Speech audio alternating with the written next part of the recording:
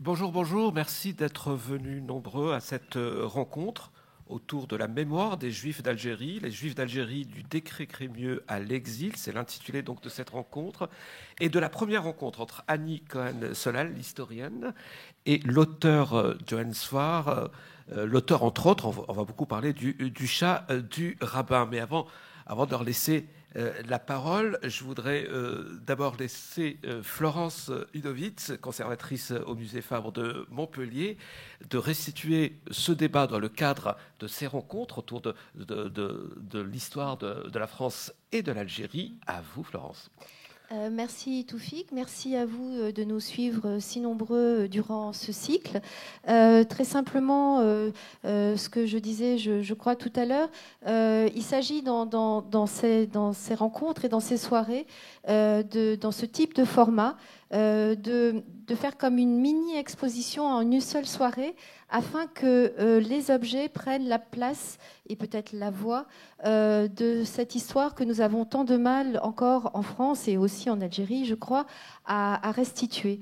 Et comme en tant que musée, nous conservons des objets de toutes sortes, mais des objets aussi qui concernent cette histoire, eh bien, c'est la raison pour laquelle nous avons imaginé montrer dans cette vitrine quelques objets représentatifs, nous n'en avons pas forcément non plus, pour ensuite montrer d'une part comment ils peuvent rappeler le contexte dans lequel ils ont été produits, voir si véritablement il est intéressant d'organiser leur patrimonialisation et voir l'intérêt de ces objets pour raconter une telle histoire et l'étudier ensemble, y réfléchir ensemble.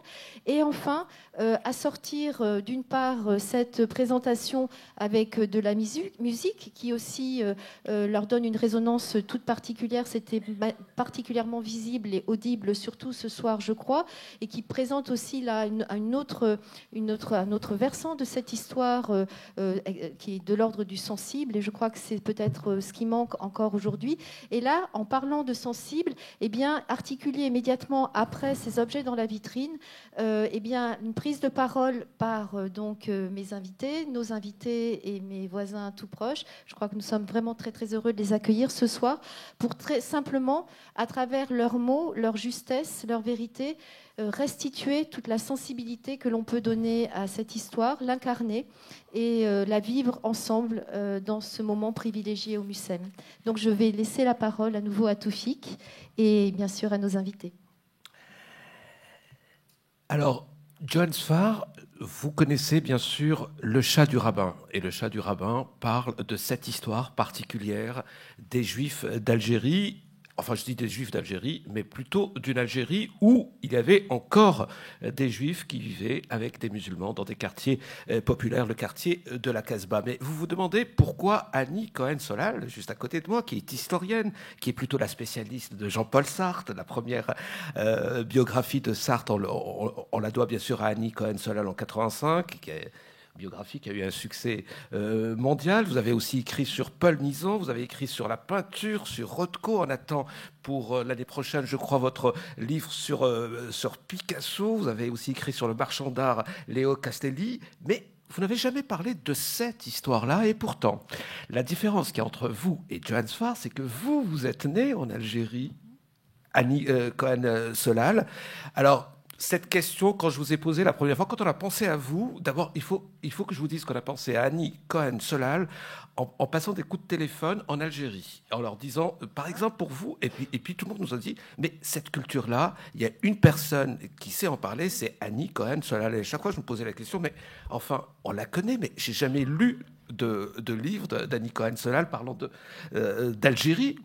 Et vous m'avez répondu tout de suite, mais dans tous mes livres, je ne parle que de ça.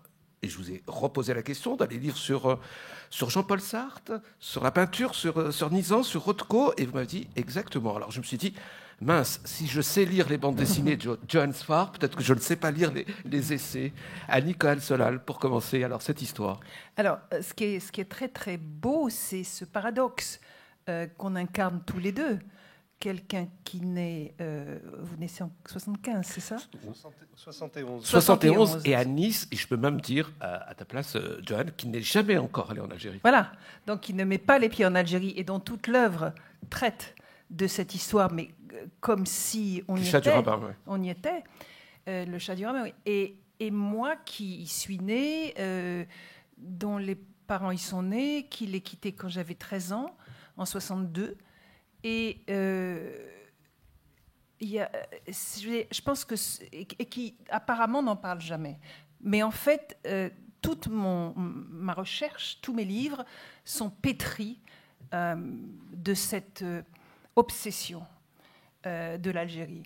Et je vais prendre dans mon sac un objet que je vais vous montrer, qui va vous dire un tout petit peu ce que représente l'Algérie pour moi. C'est un morceau d'ambre. Parce que donc, je vais vous trouver, j'ai mes clés. On est en plein dans le sujet. Vous pouvez entrer dans le MUSEM. Voilà, une seconde, voilà, je vais trouver, voilà, je vais vous montrer. Pour moi, l'Algérie, c'est ça. C'est ça, voilà, c'est ça. C'est un morceau d'ambre, voilà. Un morceau d'ambre, voilà, avec à l'intérieur des objets qui n'ont pas bougé depuis des milliers d'années. La spécificité des Juifs d'Algérie, à mon avis, mais je vais être brève pour commencer. Hein. La spécificité des Juifs d'Algérie, de cette histoire, c'est que c'est une histoire très exceptionnelle, parce qu'on était pris entre deux mondes, hein, le monde indigène et le monde colonial. Et il y a juste une petite chose, à mon avis, Florence, que vous avez omis de dire, et je pense que c'est important dans votre historique. Vous avez parlé du décret Crémieux de 1870, et évidemment, toute notre histoire, c'est l'histoire de l'abrogation du décret Crémieux, plutôt que celle du décret Crémieux en 1940. Hein. C'est-à-dire comment la souffrance que c'était de perdre la naturalisation française, de retomber en tant qu'indigène. Mais la chose que vous avez omis de dire, je pense que c'est capital, c'est le code de l'indigénat. Juste après le décret Crémieux, qui sort ces 30 000 juifs de leur condition d'indigène, un an plus tard, cette mesure monstrueuse qu'est le code de l'indigénat qui arrache aux populations indigènes leurs terres pour les donner aux colons. Et donc, cette population d'indigènes qui était totalement soudée, vous avez redit les mots de métissage, d'intrication, etc., se retrouve, en opposition, on organise leur conflit. Et donc, évidemment, les émeutes de Constantine, mais c'est organisé par le pouvoir colonial. C'est instrumentalisé, oui, tout à fait. C'est ça. Oui. Donc, c'est ça qui est important. C'est qu'en fait, et moi, évidemment, je n'ai rien su de tout ça. Quand on a quitté Alger, donc on est passé par Marseille, donc chaque fois que je reviens ici, je pense, on est parti le 6 juin 1962, et mon père était médecin, et sur le bateau, il a dit une chose, il a dit, les larmes coulaient sous ses lunettes de soleil, c'est un homme qui n'avait jamais pleuré, et il a dit une seule chose, il a dit, l'Algérie, c'est fini, on n'en parlera plus. Donc il y a eu, dans ma famille particulièrement, une injonction au silence. Donc on a dit, fini. Donc c'était un choix de mon père de ne pas... Alors, aujourd'hui, j'y pense tout le temps parce que je suis très impliquée dans la crise migratoire. Je déteste le mot migrant et je détestais le mot rapatrié. Oui, surtout en ce qui concerne les Juifs d'Algérie, rapatriés pour les Juifs d'Algérie. Ah oui, c'est complètement fou. C'est complètement... Donc en fait, on a vécu dans ce couloir très étroit, de ce territoire très étroit, sur le plan historique, linguistique, géographique, entre des indigènes qui étaient nous, enfin, dont on venait, c'était comme nous, et puis une population française coloniale qui était en grande partie antisémite, et avec laquelle on était censé s'identifier. Mais moi, je crois que j'étais anthropologue à l'âge de 4 ans. Et je savais que mon père, je voyais la tête de mon père, il ressemblait à Yasser Arafat. Bon, je ne connaissais pas Yasser Arafat encore, mais il avait vraiment cette tête. Il parlait parfaitement l'arabe, il négociait avec eux. Et je ne comprenais pas pourquoi mon roi, c'était Louis XIV. Je déteste Louis XIV. Je me suis engueulée avec des gens la semaine dernière parce que je dis je déteste Versailles. Je veux dire, comment voulez-vous qu'on fasse, en plus, la carte de la France avec le mont Gerbier de Jonc, alors que le fleuve qu'on voit, c'est l'Arrache, c'est le Djurdjura. Je veux dire, cette culture de coloniser, c'est une horreur. Et ce que je veux rajouter avant de terminer, c'est que je me suis toujours très mal sentie en France par rapport à mon algérianité. C'est quelque chose que je n'ai jamais pu exprimer en France. Et il a fallu que je voyage. Donc, je suis quelqu'un qui errait. J'ai erré. Je n'ai pas vécu plus de 7 ans dans la même ville.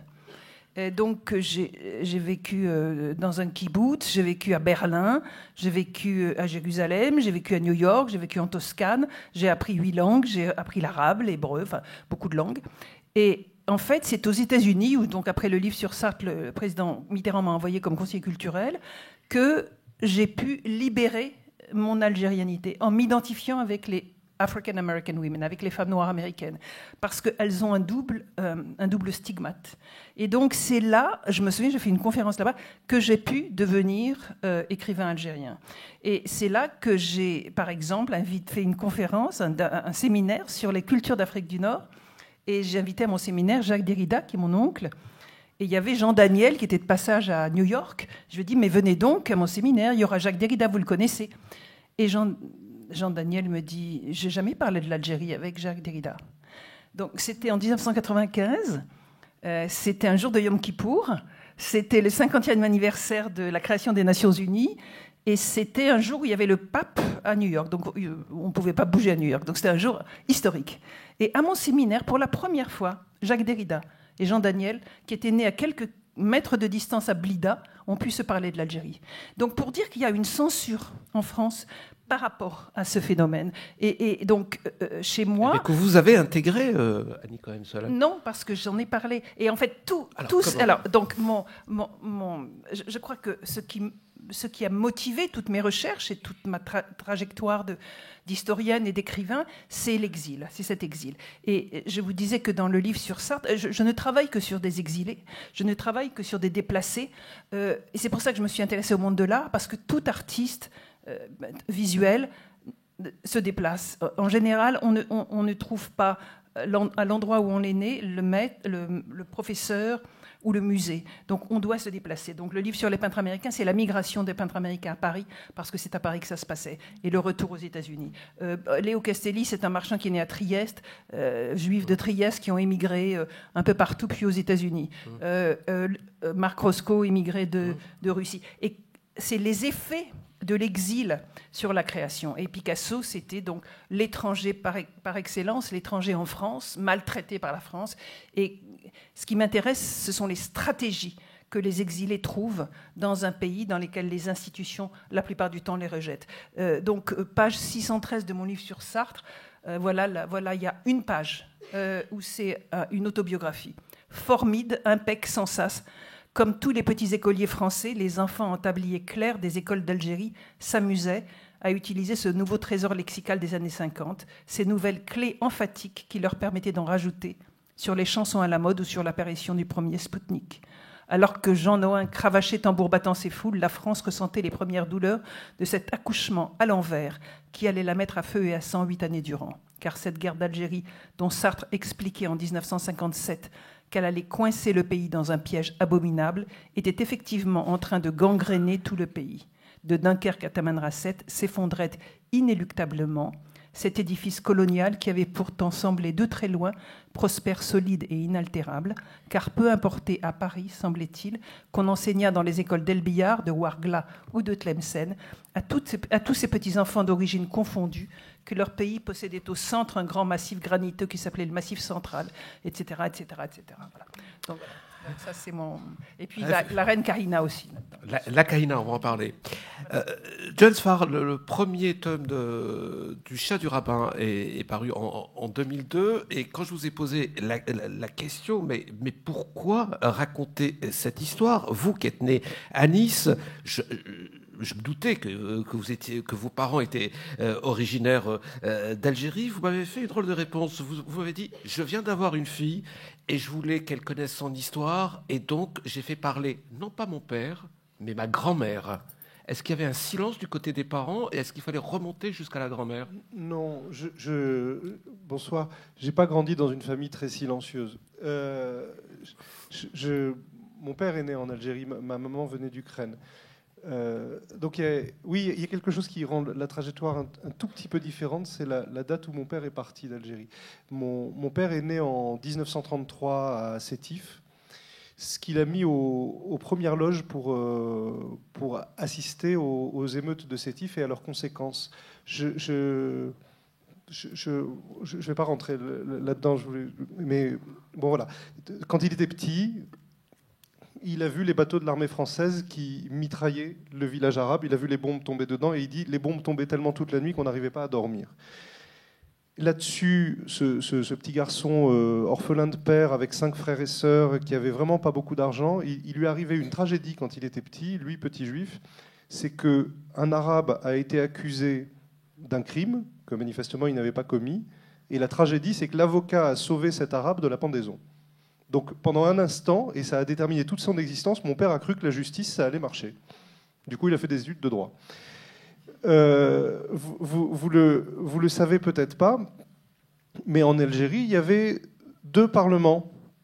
Il y avait un parlement pour les gens normaux, et il y avait un parlement pour les gens du pays qui n'étaient pas citoyens de leur propre pays. Alors ils avaient un parlement pour rigoler, où ils votaient, ça n'avait absolument aucune conséquence. Et à un moment, le gouvernement de la métropole, voyant que ça va quand même donner des revendications, se met à se dire on va donner aux indigènes les mêmes droits qu'aux autres populations, puisqu'après tout, on leur répète qu'ils sont français, on va finir par leur donner un droit de vote qui ressemble à quelque chose. Et là-dessus, l'extrême droite, qui allait devenir l'OS, mais qui ne l'était pas encore, a décrété une grève générale. Et les seuls qui ont continué à vouloir étudier, c'était des musulmans et c'était mon papa. Parce que c'était ses camarades et parce qu'il était... Mon père n'a jamais été FLN, mais quand il y avait Ferhat Abbas, il lui semblait que c'était logique, tout ça. Et il s'est fait attraper par l'extrême droite qui lui ont défoncé le dos et il est resté 3 semaines à l'hôpital, à la suite de quoi le préfet de police d'Alger a attrapé mon papa et lui a dit « Sfar, je vous envoie en métropole avec toute votre famille parce qu'ils vont vous tuer ». Et mon père a répondu « Excusez-moi, c'est votre responsabilité d'assurer ma sécurité, donc je vais passer mon examen ». Et il a passé son examen de droit entre 2 gendarmes, et après on l'a exfiltré vers Nice.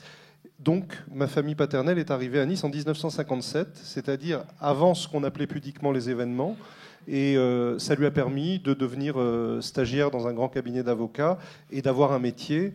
Les gens qui allaient partir d'Algérie quelques années après n'auraient pas cette chance parce qu'il y aurait une arrivée massive. Il y a toujours un nom désagréable pour les appeler, c'est les rapatriés, c'est les migrants, c'est tout ce qu'on veut. Enfin, de toute façon, le bus est toujours plein, il n'y a jamais de place pour eux. Dans ce contexte-là, j'ai grandi avec une mamie qui racontait 50 000 histoires. Plus ça se passait il y a longtemps, plus il y avait du cul, plus c'était récent, plus c'était respectueux. Sa langue maternelle, elle prétendait, c'était l'espagnol. Ceci dit, elle le parlait très bien. Elle a réussi le prodige entre le jour où je l'ai connue et l'âge de 96 ans où elle est décédée à me faire croire qu'elle ne parlait pas arabe. À chaque fois qu'un juif apparaissait à la télé, elle était très embêtée. Elle pensait qu'il allait nous attirer des soucis. Et je certifie que ma grand-mère, née à Sidi Bel Abbès, grandie à Sétif, à Oran, ensuite à Constantine, ensuite à Alger, n'a jamais mis un pied au soleil de peur de bronzer. Et je crois que dans la petite bonnetterie qu'elle tenait à Sétif, elle avait la certitude d'être une grande dame parisienne, en tout cas. Donc, j'ai pas du tout grandi dans la détestation de la France ou de la métropole. Loin de là.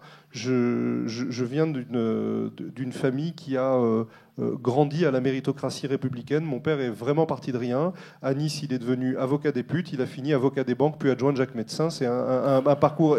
Ça prouve que l'ascenseur social peut fonctionner.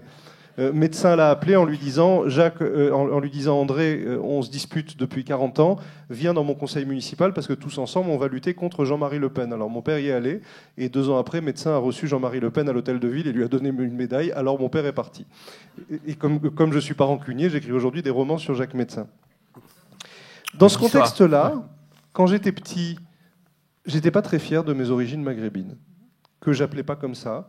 Mes petits copains musulmans qui s'en foutaient d'être musulmans largement autant que moi je m'en foutais d'être juif, se cachaient un petit peu quand la grand-mère ou la maman venait les chercher à la sortie de l'école. Et je dois dire que quand j'ai commencé à faire des bandes dessinées, j'étais beaucoup plus heureux de ma famille maternelle ashkénaze. D'abord, ils avaient eu le bon goût pour la plupart de disparaître, donc j'avais une histoire tragique à transmettre. J'ai l'air de rigoler, mais la raison pour laquelle le judaïsme séfarade est dans les limbes actuellement... c'est qu'on en perd l'histoire parce que c'est une histoire qui ennuie tout le monde. Lorsque j'interviens en milieu scolaire, vous seriez surpris par le nombre de petits juifs qui pensent qu'ils viennent directement de Jérusalem, le nombre de petits maghrébins qui pensent qu'ils sont arabes, la grosse erreur, qui sont certains qui viennent directement de je ne sais quel pays du Golfe, quand je leur rappelle le Maghreb, ça les met tous très mal à l'aise. Je ne sais pas pourquoi. Et ce judaïsme maghrébin, il embête tout le monde. Parce que les Maghrébins n'aiment pas se souvenir qu'il y a eu beaucoup de juifs arabophones chez eux, parce que le projet israélien implique qu'au bout d'un moment, on ne voit qu'une tête, ou enfin, on défend une diversité, mais on veut la centrer là-bas. Et malheureusement, les gens qui ont pris la parole sur l'Algérie, c'est ma génération, c'est des gens qui ont parfois 10 ans de plus que moi, mais ma grand-mère, on ne l'a pas entendu. On l'a pas entendu raconter sa petite histoire de ce que c'était que sa vie, ou peut-être grâce aux écoles de l'Alliance israélite, on avait appris le français, peut-être grâce à ce décret Crémieux qui avait fait tellement peur parce qu'on avait dit ils vont nous voler nos traditions, ils vont nous... Enfin, grâce à ça, il y a eu des juifs, certainement pas maîtres du monde, mais enfin postiers, mais enfin instituteurs, mais enfin tout ça.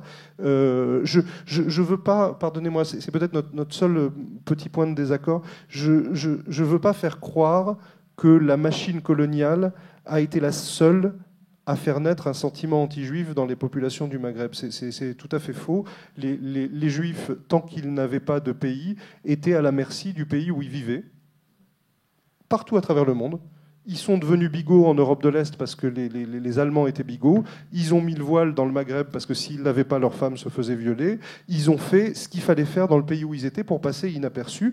Et dans le monde musulman, à travers 1000 ans d'Empire ottoman, ils ont payé l'impôt que payaient les dhimmis. Donc, qu'est-ce qui a mis le feu aux poudres en Algérie ? C'est que ces juifs qui étaient des inférieurs, parce que c'est comme ça qu'on dit, sont devenus du jour au lendemain non pas des maîtres, mais enfin des instituteurs, des postiers, alors que la population algérienne était humiliée dans son propre pays. Donc que le décret Crémieux ait mis le feu aux poudres, c'est une certitude.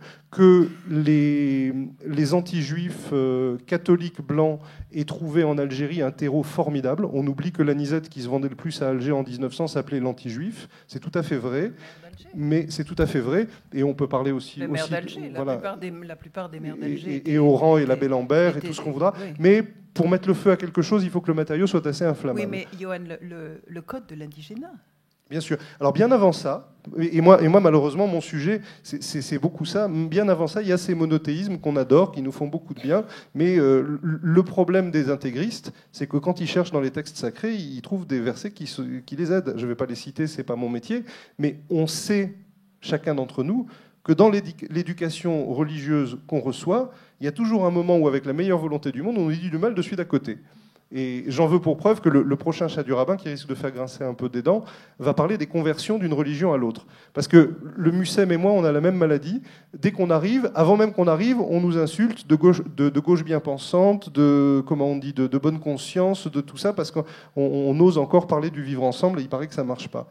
Il y a quand même une raison pour laquelle ça ne marche pas, c'est que quand deux jeunes gens, par exemple un juif et une musulmane, ou un chrétien et une juive veulent se marier, le curé, l'imam ou le rabbin, il va dire il faut en convertir un des deux. Mon sentiment, c'est tant qu'on en sera là, on n'aura même pas besoin de la puissance coloniale ou de je ne sais quel truc pour se taper sur la figure. On a réussi à faire un téléphone rouge entre les Américains et les Russes. Il y a un moment, je ne sais pas pourquoi, quand on a dû faire la promotion du chat du rabbin, quand on a fait le dessin animé, moi je ne suis pas très bon en slogan, alors j'avais fait venir Frédéric Becbédé et on a commencé à écrire des slogans. Malheureusement, on n'a pu en sortir aucun. On n'a pu en sortir aucun. J'en avais prévu un avec trois images. J'avais dit lequel de ces trois prophètes a la barbe la plus longue. Non, ça tu peux pas. Ah, d'accord.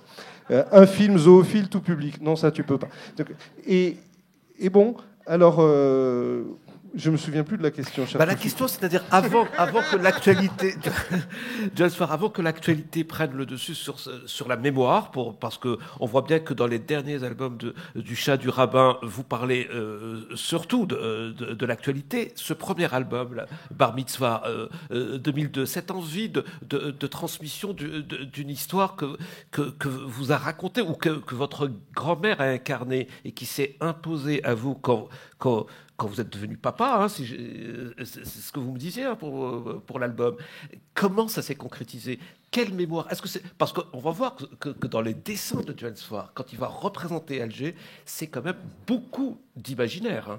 Oui, alors là, c'est pourquoi votre exposition sur les objets tombe vraiment à pic, parce qu'un dessinateur, c'est concret. Et quand j'écris, finalement... J'écris un conte du shtetl, mais j'en ai fait un conte de la Casbah. Je l'ai mis en Algérie parce que je n'allais pas venir derrière le violon sur le toit, c'était déjà connu. Bon. comment je vais dessiner ça? Je vais dessiner des juifs qui ont l'air arabes, mais toutes les images que je vois de cette époque-là, c'est de l'imagerie coloniale. Et alors très consciemment, j'ai utilisé l'imagerie coloniale, c'est d'ailleurs la belle femme brune prenne de bijoux, la tribu Ouled Naïl où les femmes étaient plus riches que les hommes parce que forcément les riches blancs les payaient. Bon, y a une photo extraordinaire sur le féminisme des Ouled Naïl. On en voit une qui fume et qui crache la fumée dans le visage du mari qui se tient comme ça. Bon, je suis parti de ça. Les femmes d'Alger de Delacroix, c'est des juives, parce que les autres ne voulaient pas poser pour lui. Bon. Donc je suis parti de ça, j'ai pris l'imagerie coloniale et j'ai raconté les souvenirs un peu de ma grand-mère. Et vous avez raison, les objets, je suis allé les chercher un peu partout. Mais même là, j'ai mis des gens en colère, parce que je me suis interdit de copier de bons tableaux, parce que si on copie les tableaux de Delacroix, on est écrasé. Donc je suis allé voir tous les mauvais tableaux coloniaux qu'il y a d'Algérie, qui sont, c'est comme Venise, c'est à la fois assez catastrophique et c'est plein d'infos. Donc j'avais ça, j'avais des cartes postales et tout. Et un jour, j'ai reçu un coup de fil et je me suis fait incendier par une dame qui n'était même pas l'auteur de ces travaux, mais qui avait fait un livre sur les peintres coloniaux d'Algérie. Donc elle considérait que ça lui appartenait. Et elle a commencé à m'insulter en disant « Vous êtes un voleur, vous avez volé l'héritage de tous les peintres d'Algérie. » Et j'ai dit « Oui, madame, j'ai regardé tous ces tableaux, j'ai regardé des cartes postales. J'ai dit « Comment vous voulez que je me documente quand je dois représenter une époque que je n'ai pas vécue et dont ma grand-mère parlait ?» C'est votre problème. Bon, alors on a fait une lettre d'excuse en exergue du livre. On a dit que mon livre s'était grandement inspiré de ce recueil. Enfin, c'est pas vrai, il s'est inspiré de 1000 bouquins de trucs. Mais qu'on le veuille ou non, et c'est tout le paradoxe des expositions au Quai Branly qu'il y a actuellement, quand on travaille sur cette époque, on est obligé d'utiliser non seulement le phrasé, mais également l'imagerie coloniale. Et alors parfois, mais je me fais engueuler tout le temps. Quand j'étais dans une autre conférence récemment, j'ai eu le malheur de dire qu'effectivement, on pouvait reprocher tout ce qu'on voulait à l'occupant, à la colonisation, mais enfin, c'est quand même grâce à eux que ma famille avait été alphabétisée et s'était civilisée. Comment, de quel droit vous faites une hiérarchie entre les cultures? Vous pensez vraiment que la France c'est plus civilisé? J'ai dit, quand mon grand-oncle montrait la Lune et me disait comment ils ont pu aller là-dedans, c'est quand même tout petit, il me semble qu'il y a un mieux. Voilà. Ce mieux, et c'est là qu'il y a une vraie erreur, ce mieux, ça ne s'appelle pas la culture occidentale, ce mieux, ça s'appelle l'espace dialectique. C'est le lieu où on ne va pas te demander d'où tu viens pour dire quelque chose ou pour proférer une vérité. Ce que j'essaye de raconter depuis tout à l'heure, notre pays est agité d'une frénésie identitaire qui va nous tuer tous si on ne trouve pas une réponse. Il y a peut-être une petite clé, je ne sais pas si vous avez remarqué, cette jeunesse qui est comme ça sur son identité, quelle qu'elle soit, c'est toujours contre les parents. C'est jamais un retour à ce que disait la grand-mère. C'est jamais ma grand-mère elle faisait des super pâtisseries, on était bien, viens, on va prendre le thé comme chez ma grand-mère. Non, non, non, non. C'est en Afghanistan, il y a un mec qui a dit que, ou au XVIIe siècle, il y a un rabbin qui a dit que. C'est jamais les parents.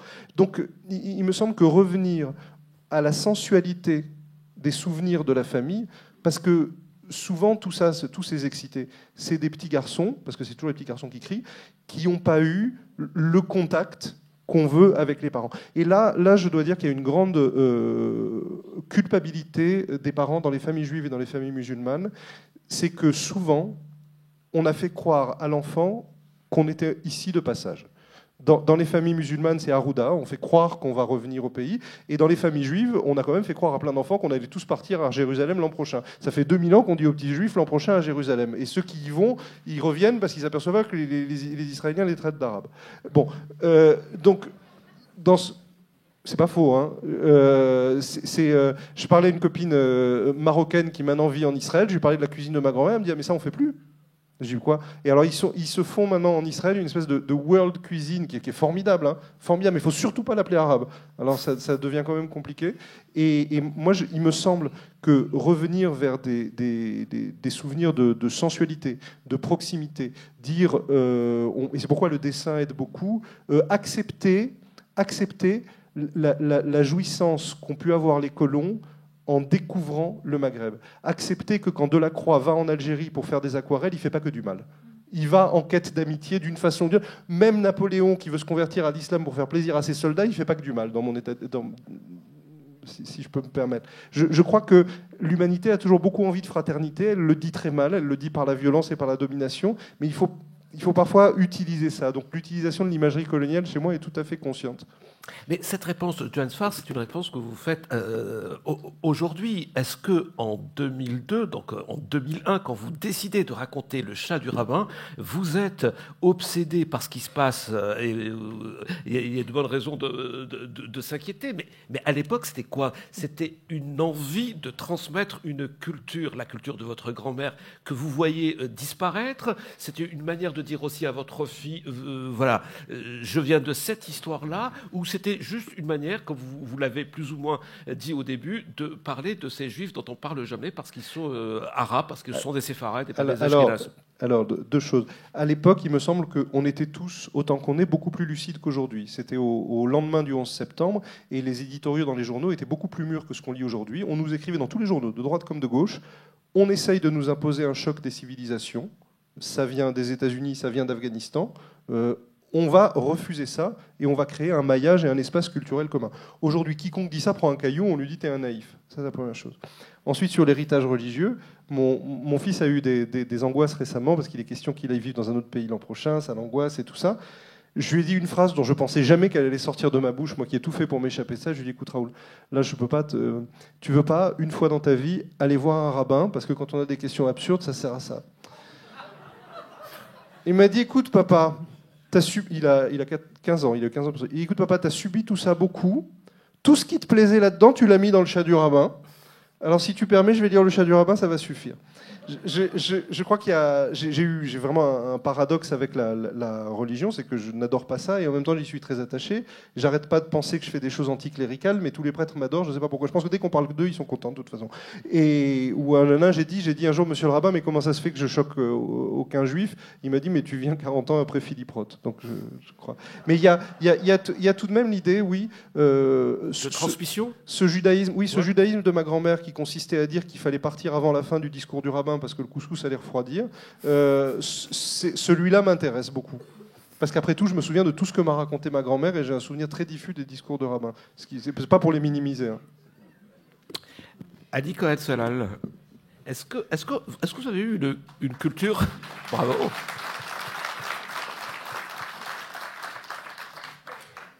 Est-ce que ça existe une culture juive algérienne?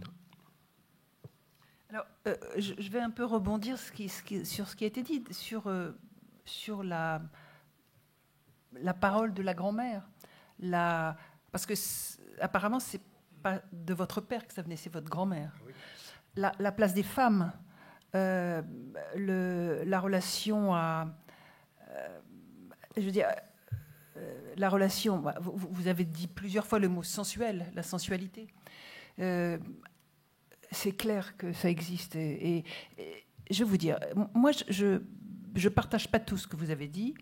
Je maintiens que le code de l'indigénat était capital et a été très, très néfaste. Mais je dirais que la chose qui m'intéresse dans nos histoires, c'est qu'on vit aujourd'hui dans un moment où on ne se réfère plus tellement à des entités nationales, mais à des sphères d'appartenance. Et je pense que c'est ça qui peut nous lier.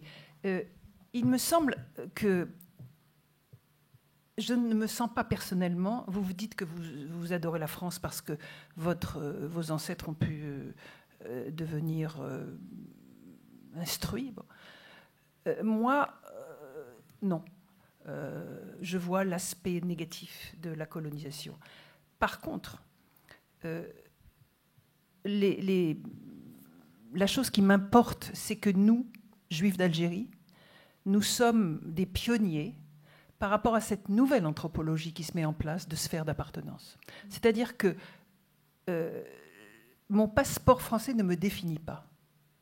Mais ce qui me définit, c'est des rencontres, coups de foudre, avec des gens dont immédiatement je sais que sont mes frères et sœurs. Je rencontre par exemple l'autre jour une architecte qui s'appelle Hala Wardé, qui est libanaise, qui a fait le Louvre à Abu Dhabi avec Jean Nouvel. Mais on est inséparables. Quand je suis retournée en Algérie, j'ai rencontré donc Samir Toumi, par rapport auquel je t'ai rencontré. Même chose. Une amie à lui qui était médecin, qui s'appelait Laïla Gerbas, dont les parents étaient des premiers militants du 1er novembre 1954. Moi, j'ai pas vu, j'ai pas parlé de l'Algérie pendant près de 50 ans. J'en ai pas parlé. Et en retournant à Alger, je rencontre ces gens, mais c'est comme si ils étaient là, à l'intérieur de ce morceau d'ambre. Et Leïla me dit, on se rend compte que sa mère et ma mère étaient dans la même classe, et quand il y a eu l'abrogation du décret Crémieux, les bijoux de ma grand-mère avaient été gardés par sa grand-mère dans la ville de Saint-Eugène. Mais c'est des trucs ahurissants. Et je me sens infiniment plus proche des Algériens que des Français, clairement. Il y a quelque chose, et des Libanais. Est-ce que vous répondez à ma question en disant il n'y a pas de culture juive algérienne, il y a une culture algérienne, point. Oui, totalement. C'est quelque chose qui est... Et alors, sur lequel je suis en train bien évidemment, de préparer un livre. Il y a quelque chose qui m'a... Moi, je suis à la fois historienne et anthropologue. Et il y a quelque chose qui m'a beaucoup plu dans les vitrines Florence. Ce sont ces bracelets berbères avec des corails, etc. Bon, j'en ai plusieurs et tout ça. Je vais vous raconter une histoire. Je suis aux États-Unis et je vais travailler sur les peintres américains qui vont près des Native Americans, c'est-à-dire les Indiens d'Amérique, dans une ville qui s'appelle Taos, au Nouveau-Mexique. D'accord ? Pour moi, Taos, c'est Marguerite Taos Amrouche, une poète kabyle. Donc Taos, pour moi, c'est un mot qui sonne kabyle. Je demande d'où vient le mot Taos, le nom de la ville Taos quand je vais au Nouveau-Mexique. Et on me dit, c'est un mot qui vient de l'indien tiwi. Moi, je dis non, c'est pas ça. Et je me suis rendu compte que la ville de Taos a été créée au moment de Christophe Colomb par des tribus juives et berbères qui venaient d'un village du sud du Maroc qui s'appelle Tawas, qui ont fondé cette ville de Taos au Nouveau-Mexique, dans laquelle il y a aussi exactement les mêmes bracelets. C'est ça, moi, qui me fascine. Donc, cette espèce d'infiltration millénaire. Et donc, il y a des berbères et des juifs, des tribus berbères judéisées, des juifs berbérisés qui se sont mêlés avec des Indiens. C'est absolument fascinant. Donc, voilà, c'est là que ma culture me fascine. Vous voulez que je vous donne un dernier exemple ? Un dernier exemple. À l'époque où j'étais, ce souvenir écran du silence que j'avais dû observer m'empêchait même de parler. Je suis conseiller culturel, je vais à Washington, dîner en robe longue avec le directeur de la National Gallery de Washington, Carter Brown, un homme formidable qui me dit « Je fais une exposition pour les 500 ans de la découverte des États-Unis par Christophe Colomb à la National Gallery et je veux l'Atlas catalan qui est à la Bibliothèque nationale de Paris, mais je ne peux pas l'avoir. » Je dis, je vous aiderai à l'avoir. On réussit à avoir l'Atlas catalan fait en 1375. 12 panneaux de bois, c'est le plus bel atlas du monde. On voit un roi d'Arabie avec son or sur un chameau, c'est sublime. Donc je réussis à avoir cet atlas catalan que personne ne peut jamais sortir. Il est à la Bibliothèque nationale de France et qui est dans les premières salles de la National Gallery, inaugurée par le roi d'Espagne. C'est plus tard que je me suis rendu compte que c'est vraisemblablement mon ancêtre qui avait fait cet atlas. Parce que mes ancêtres étaient des juifs de Palma de Majorque, et un de mes ancêtres était rabbin de Palma de Majorque, Moïse Cohen Solal, et que les géographes et les cartographes du roi d'Espagne, c'était les juifs de Palma. Voilà. Donc c'est là que je retrouve, moi, la puissance, la force de cette histoire des juifs d'Algérie, mais qui a été complètement réprimée par mon éducation française.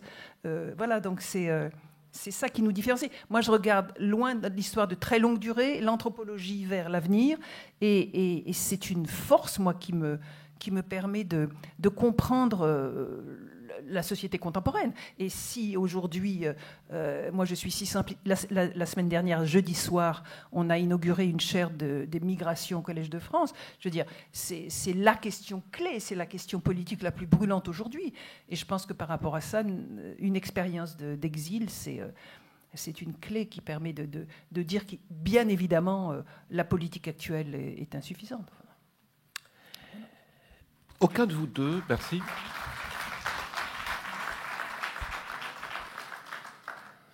Alors, aucun de vous deux ne parle arabe, et je rectifie tout de suite, sinon Johannes Farr va me faire tout un scandale. Aucun de vous ne parle une langue maghrébine. Et est-ce qu'aujourd'hui, est-ce que c'est la disparition des juifs arabophones ou des juifs berbérophones? Juste un mot, parce que je suis d'accord avec tout ce que vous avez dit. Cependant, pour venir vers vous après à peu près 30 ans d'intervention en milieu scolaire, et même si tout ça est vrai, venir voir des gamins qui viennent d'une ancienne colonie française et leur raconter une histoire dans laquelle ils sont des victimes, la France leur a fait énormément de mal, et tiens, prends un caillou, jette-le. Je préfère, pour ma part, quand je les vois, raconter l'histoire d'un Maghreb et d'une Afrique extrêmement complexe, dans laquelle tout le monde a eu sa part d'invasions successives.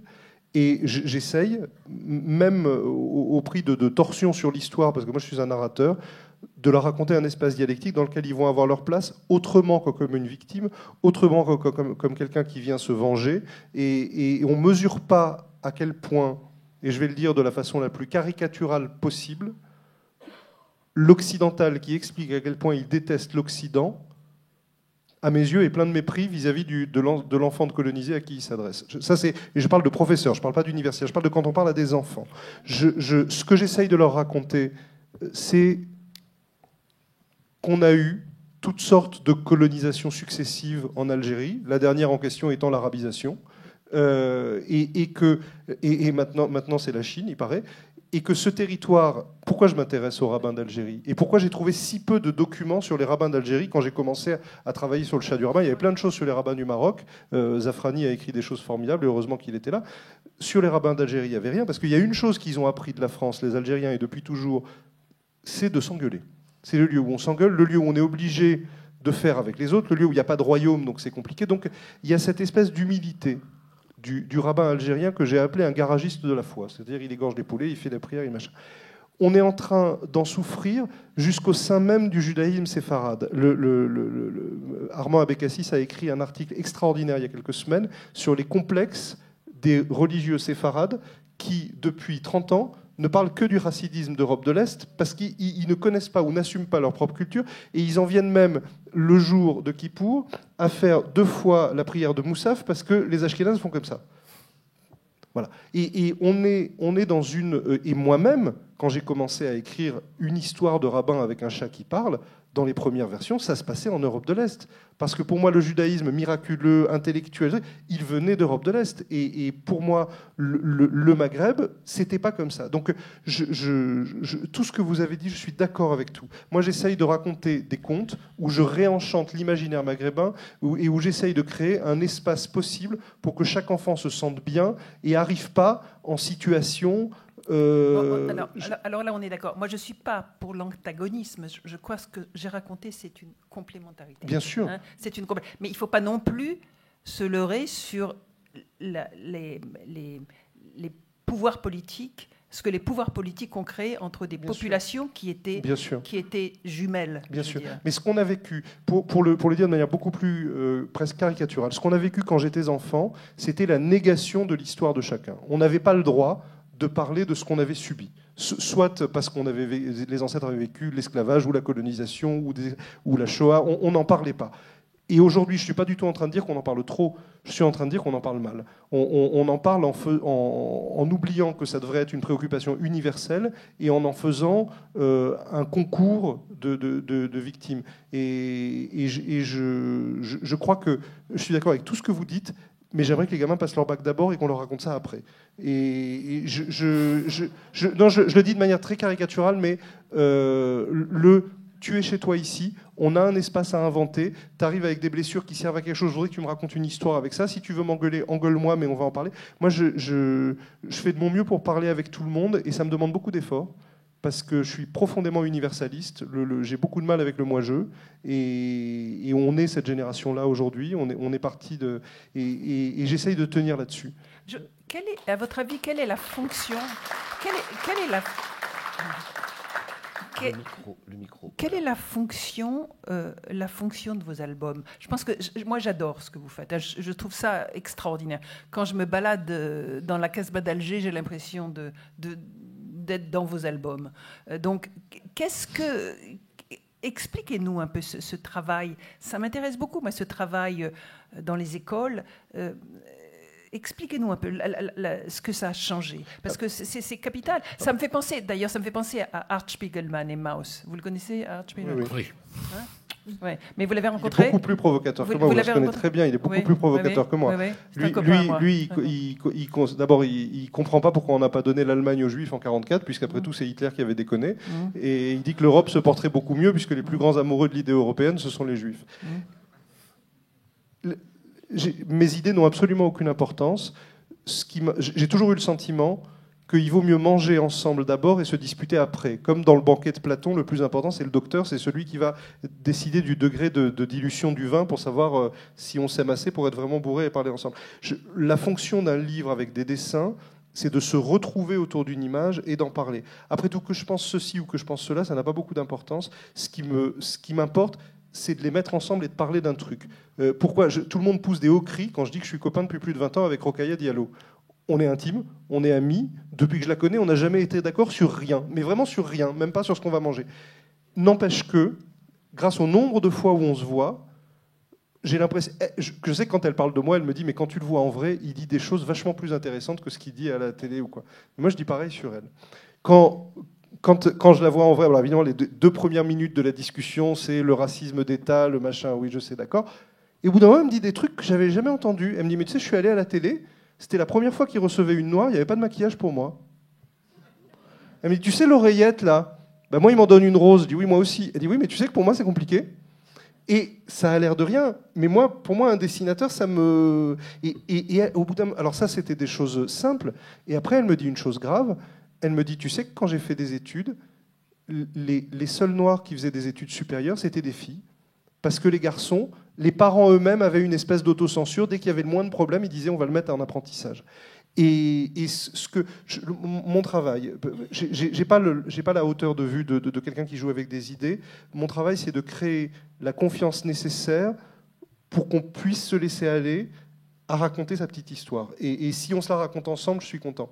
Et voilà, ce qui fait qu'on me traite de bonne conscience de gauche à longueur de temps. Et je crois être ni l'un ni l'autre, mais je subis cette réponse souvent.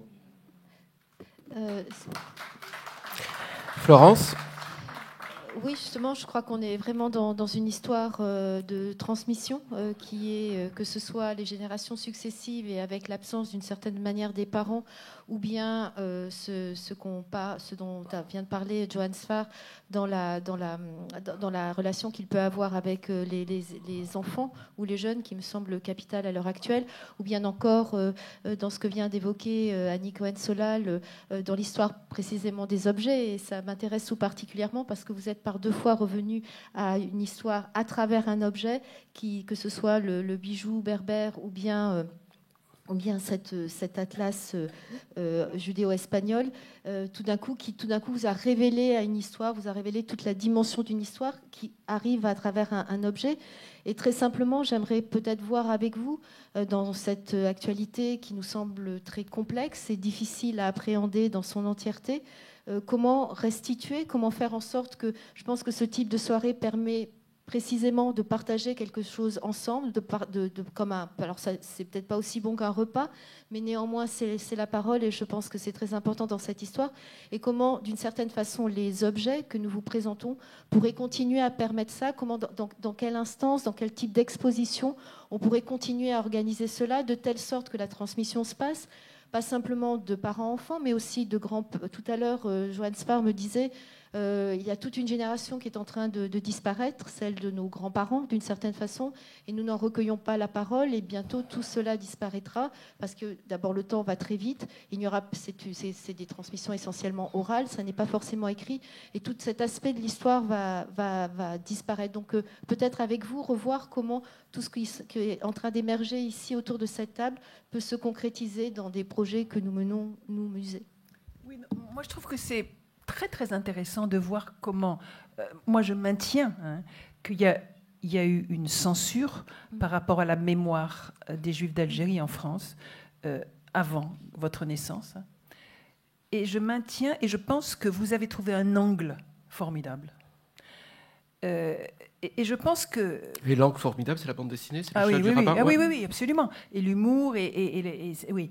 Et c'est génial, enfin c'est vraiment génial,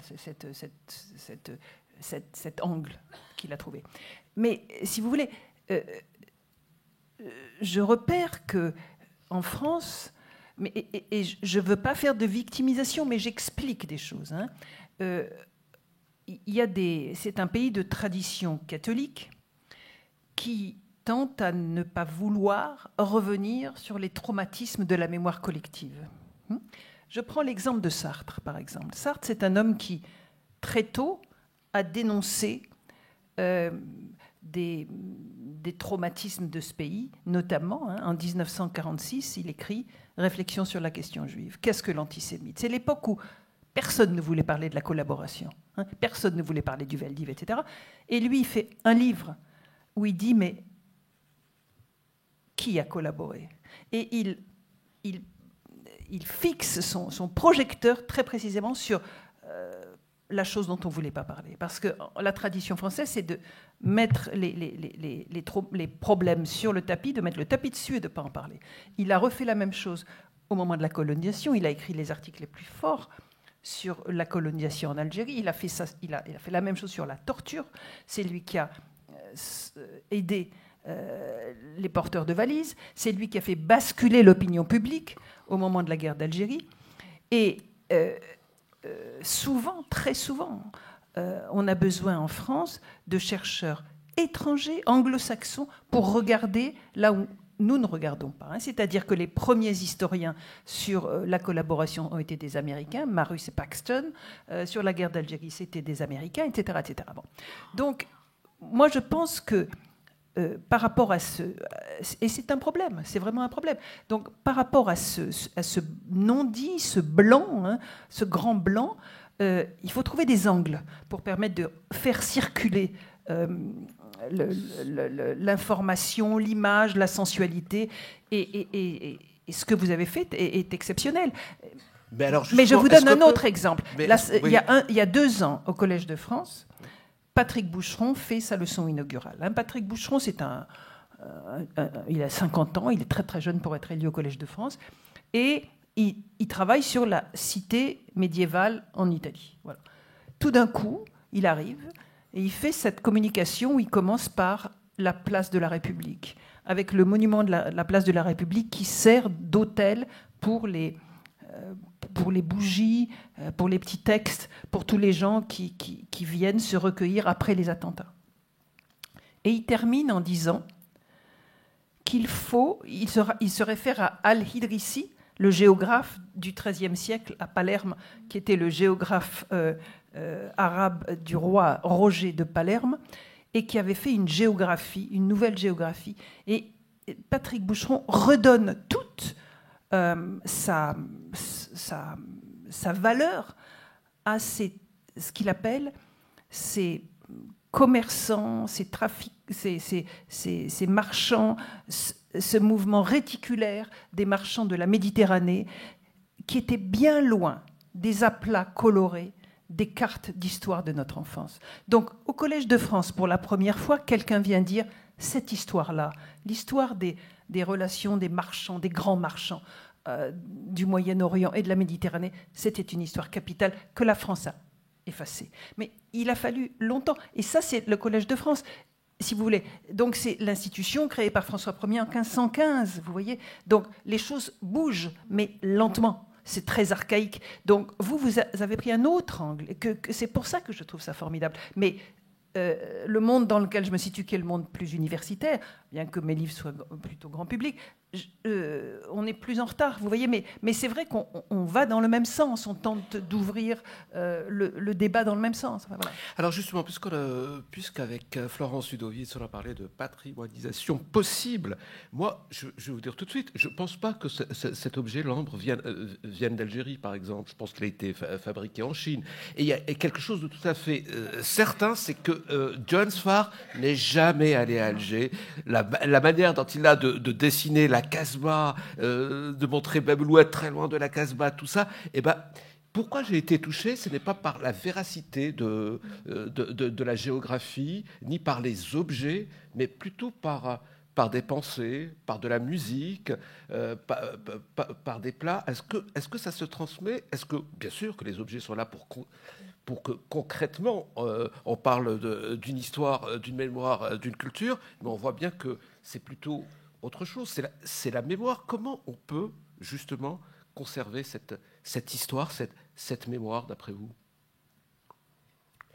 Non, mais Johannes Farr, pour moi, le chat du rabbin, c'est comme Pépé le Moko, hein, qu'il ait été tourné en France et pas à Alger, n'empêche pas ce film d'être le plus grand film sur la Casbah d'Alger. Je sais pas. Je sais que j'ai la chance de fréquenter de très grands dessinateurs, en particulier Christophe Blain. Je me rappelle quand je commençais à faire le chat, il m'a dit, mais regarde Tardy quand il fait une époque, il a compris que plus c'est proche du personnage, plus c'est important. Donc le plus important, par exemple, dans une BD de Tardy, c'est la chemise, c'est la cravate, c'est la veste. Après, dans les interviews, Tardy peut dire, quand j'ai pas la porte du musée Grévin, je la mets pas. Mais ce qui fait que ça marche, c'est que le costume est juste. Donc si on souhaite dessiner le chat du rabbin, il y a une morphologie de la babouche à apprendre. Et quand on a fait le dessin animé du chat, j'ai fait venir mes comédiens, je leur ai mis des babouches, et mes dessinateurs ont fait des babouches pendant toute une journée. C'est un exercice de morphologie extraordinaire. Mais cette manière de s'approcher d'un objet et de jouer avec, de se rappeler les rêveries de quand on était chez une grand-mère, quand on était petit. Et si je dois faire un aveu, dessiner ce qu'on aime quand on est adulte, parce que peut-être quand on était enfant, on ne l'aimait pas. Moi quand j'étais petit, toute référence à mon origine maghrébine me mettait mal à l'aise ou m'angoissait. Je trouvais ça pas extrêmement intéressant, à vrai dire. Et aussi, c'est vrai, j'ai eu un bref service militaire qui a duré 3 semaines, et je m'occupais du centre d'aide aux devoirs de Bagnolet. La plupart des gamins qui étaient là étaient maghrébins, et dès tout petits, ils se trimballaient une colère contre les Juifs et un énervement contre les Juifs qui ne pouvait pas venir d'ailleurs que de la famille, parce qu'il n'y avait même pas l'école coranique derrière. C'était des choses... Et je ne comprenais pas. Je ne comprenais pas parce que c'est la première fois que j'ai été au contact de ça. L'extrême droite, je connaissais. Ça, je n'ai jamais vu. Et il y a un truc qui m'est venu à l'esprit. D'un côté, je me suis dit, ils ne comprennent pas les endroits où on se ressemble et les endroits où on ne se ressemble pas. Les endroits où on se ressemble, c'est les vêtements, c'est la cuisine, c'est le machin. Les endroits où on ne se ressemble pas, et ça c'est gravissime parce qu'on ne leur a pas raconté. Les petits Algériens, les petits Tunisiens, les petits Marocains musulmans s'imaginent que les Juifs sont des gens qui ont émigré quelques années avant eux et qui ont réussi et qui ont été favorisés. Ils ne savent pas qu'il y avait des Juifs en l'an 100 après Jésus-Christ, c'est-à-dire 500 ans avant l'arrivée des ancêtres de Jean-Marie Le Pen. Et identifier l'histoire juive à une histoire de migration, c'est faire l'impasse sur ce qui est fondamental dans le judaïsme, c'est que globalement, ils étaient là bien avant que la France devienne chrétienne. Et ça, il faut casser cette histoire-là chez les gamins, qu'ils arrêtent de croire qu'il y a eu 2 poids, 2 mesures, que tout le monde est arrivé ensemble et qu'on a tout donné aux Juifs et qu'on n'a rien donné aux musulmans. Parce que ça n'a pas été ça, l'histoire. C'est fou, vous revenez toujours à aujourd'hui, à l'état de la France d'aujourd'hui. Mais parce qu'il y a que ça qui m'intéresse. C'est ce que dit... Je ne sais plus quel producteur de cinéma dit, la seule raison pour laquelle on fait des films en costume, ça coûte tellement cher, c'est parce que ça nous parle d'aujourd'hui. J'irai pas sinon chercher ça. Si dans ma tête ça se passe pas. Mais alors ensuite il y a le risque de la pollution. Il faut faire du aujourd'hui intemporel. C'est ça qui est compliqué. Mais là, le dernier chat du rabbin où j'ai fait cette association des Juifs et des musulmans qui refusent de prier ensemble. Alors là il y a beaucoup de monde, là, ils veulent tous y aller. Qui s'accordent entre eux pour le pape. Voilà. Parce qu'il y a un imam et un rabbin qui veut que tout le monde prie ensemble. Alors ça fait un scandale dans les 2 communautés. Il n'y a personne dans le temple. Ils sont tous dehors à manifester parce qu'ils veulent pas être ensemble. Ça m'a bien plu. Mais il n'y aurait pas eu ces crispations identitaires ou que ce soit exacerbé par l'antisémitisme d'une part, par le conflit israélo-palestinien de l'autre. S'il n'y avait pas des problèmes aujourd'hui en France, vous n'auriez eu aucune envie de raconter cette histoire de vos parents, l'histoire des Juifs d'Algérie, Johannes Farr par exemple? J'en sais rien du tout. J'ai fait le chat du rabbin parce que j'ai acheté un chat et je dessinais mon chat tout le temps et il a bien fallu que je le mette quelque part et ça a été le chat du rabbin.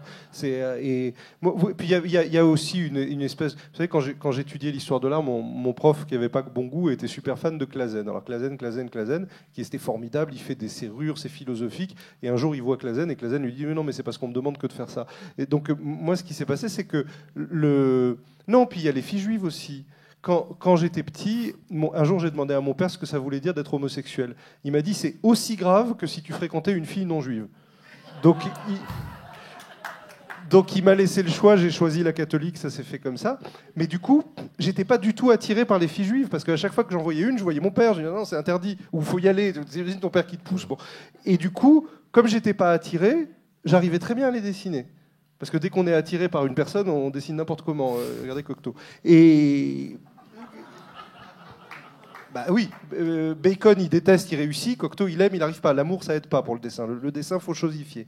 Donc, moi, je comprenais pas pourquoi tous mes copains catholiques étaient amoureux de filles juives ou de filles maghrébines. Moi, ça m'attirait pas du tout. Je voulais que des grandes blondes parce que je me disais, des fois que les Allemands reviennent, faut quand même se mettre à l'abri, au moins pour mes enfants. Et bon, je me suis rendu compte que j'arrivais bien à dessiner des filles juives. Et c'est parti comme ça. Mais enfin, non mais c'est vrai. Mais enfin, Johan, cette histoire que vous avez racontée quand même à la radio, la transmission, je viens d'être père, il faut que je raconte cette histoire-là.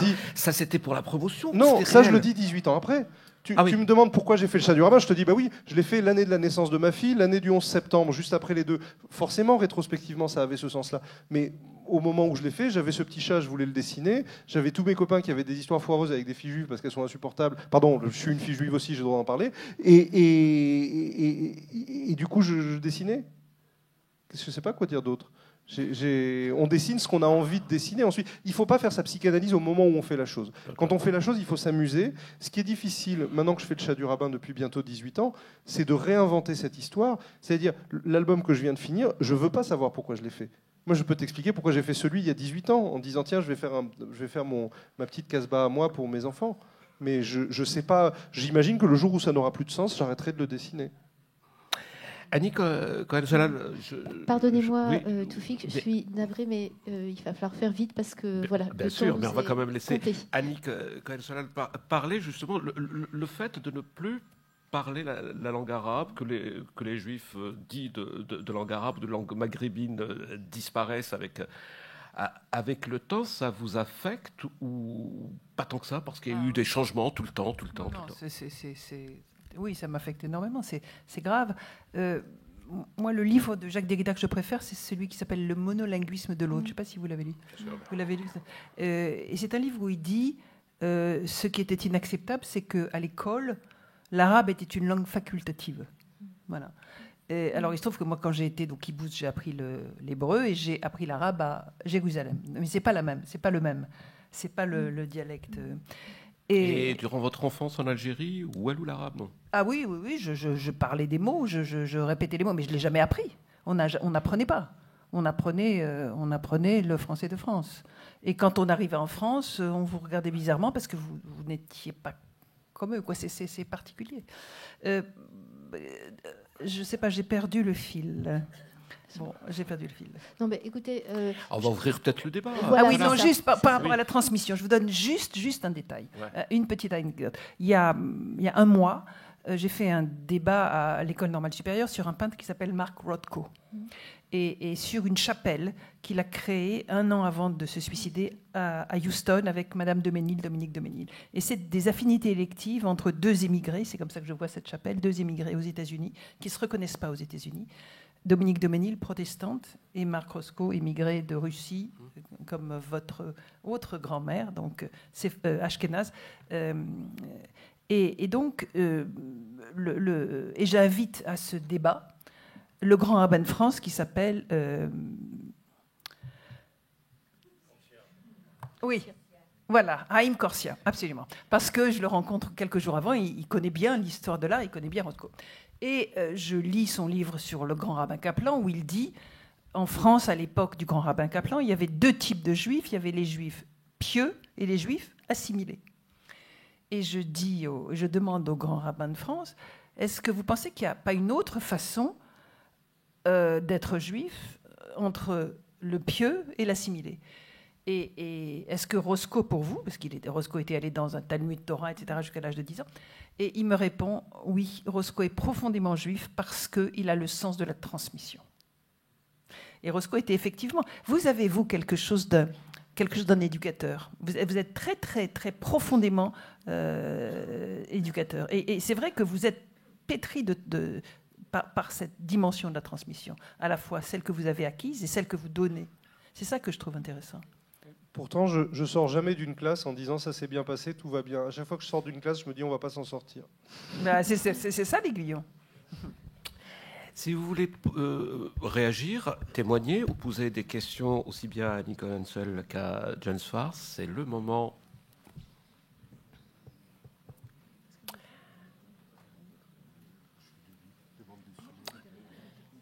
Bonsoir. Alors, il y a un jeune homme qui veut vous poser une question, cher Domi. Ouais. Je crois que ça marche pas. Si vous m'entendez. Bon, vous entendez pas. Alors voilà. Moi, j'ai une histoire un tout petit peu différente parce que ma famille est restée Où il est ce monsieur ? Il est là. Il est jeune. Bonjour. Il est jeune. J'ai une histoire un tout petit peu différente parce qu'en fait, ma famille, qui est juive aussi, est restée jusqu'en 94 en Algérie. Et mon grand-oncle était le dernier président du consistoire. On a vu Roger Saïd. On a vu au fur et à mesure les juifs partir d'Algérie. Et dans tout ce que vous racontez, j'ai l'impression qu'il manque quelque chose. En fait, c'est comment cette absence des juifs d'Algérie a été perçue depuis l'Algérie et par l'Algérie. Parce qu'on a parlé beaucoup de la France, de comment les Juifs ressentaient cet exil. Mais moi, en vivant à Marseille, j'ai beaucoup d'amis algériens et souvent j'entends, en fait, il y a encore plein de Juifs en Algérie. Ma famille en connaît. Il n'y a pas longtemps, il y a eu sur une chaîne algérienne aussi un documentaire qui a été passé sur la communauté juive d'Algérie où c'était un Juif algérien, mais qui parlait caché, sans se montrer, etc.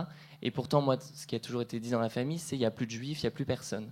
Donc on a l'impression qu'il y a une absence qui a été palliée par une espèce de mythe, comme ça, sur la continuité de l'existence d'une communauté juive en Algérie, aujourd'hui. Et je veux savoir ce que vous pensiez de la manière dont l'Algérie a vécu l'absence de ces juifs après leur départ. Merci. Je vais vous laisser répondre parce que vous connaissez mieux que moi le sujet. Mais juste un mot, parce que ça, c'est un énorme tabou. C'est l'exode massif des Juifs du monde arabe après la création de l'État d'Israël. Et ils ne sont pas partis tout seuls volontairement et joyeusement. Ils sont partis parce que sinon, dans le cas de beaucoup d'entre eux, ils mourraient. Je ne veux pas dire de chiffres parce que je ne suis pas historien, mais les chiffres sont colossaux. Et ça s'est traduit chez beaucoup d'intellectuels juifs, bizarrement, par une détestation d'Israël. Je pense en particulier à... J'étais assez proche de Georges Moustaki, qui a connu la vie intellectuelle égyptienne dans laquelle les Juifs avaient tout à fait leur place avant la création d'Israël, et qui a vécu ce départ. Et pour lui, la conclusion, c'était simplement d'être en colère contre Israël. Je crois qu'il y a une espèce de tabou où beaucoup d'entre eux s'interdisent d'être en colère contre le pays qu'ils ont dû fuir, parce que ça ferait sans doute trop de mal. Et en ce qui concerne l'Algérie, malheureusement, je ne suis pas spécialiste parce qu'à chaque fois qu'il y a eu l'occasion de m'inviter en Algérie, on ne l'a pas fait. Et je dois dire que le Chat du rabbin est traduit dans le monde entier, sauf dans les pays arabes. Heureusement, je suis énormément lu dans les pays arabes. C'est-à-dire, j'ai beaucoup de lecteurs qui m'aiment beaucoup. Mais quand on est ou éditeur ou gouvernant ou je ne sais pas, quand il y a rabbin dans un titre, c'est compliqué aujourd'hui encore, ou peut-être aujourd'hui plus que jamais. Et heureusement, les populations sont beaucoup plus ouvertes que leurs dirigeants.